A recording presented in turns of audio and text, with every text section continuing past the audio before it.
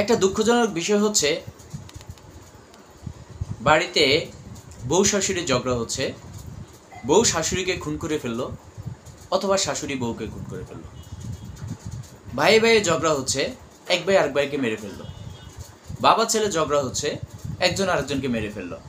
প্রতিবেশী ঝগড়া হচ্ছে, একজন আরেকজনকে মেরে ফেললো।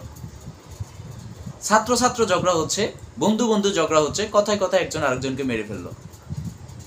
টাকা পয়সা লেনদেন হচ্ছে, লেনদেনে সমস্যা আছে বা দিতে দেরি হচ্ছে, কথায় কাটাকাটি এক পর্যায়ে আপনার একজন আরেকজনকে মেরে ফেললো। রিক্সা শ্রমিক ঝগড়া হচ্ছে, কথায় কথায় একজন আরেকজনকে মেরে ফেললো। পথে ঘাটে ঝগড়াঝাটি হচ্ছে ন্যূনতম সামান্য বিষয়টি নিয়ে, একজন আরেকজনের গায়ে হাত তুলে ফেললো। ভাই, আমরা বাঙালিরা কি এই কালচার থেকে বের হতে পারবো না? আমরা কি নিজেদেরকে একটু সহনশীল জাতি হিসাবে আমরা উপস্থাপন করতে পারি না? আমরা কি আমাদের রাগটাকে কন্ট্রোল করতে পারি না? কথায় কথায় এত খুনোখুনি কেন ভাই? এই সারা বাংলাদেশে কেন আপনার, আমরা কি বসবাসযোগ্য একটা জনপদ, একটা বসবাসযোগ্য একটা পৃথিবী, কি একটা বাংলাদেশকে আমরা সারা পৃথিবীর জন্য রেখে যেতে পারি না? আমাদের ভবিষ্যৎ প্রজন্মের জন্য আমরা রেখে যেতে পারি না?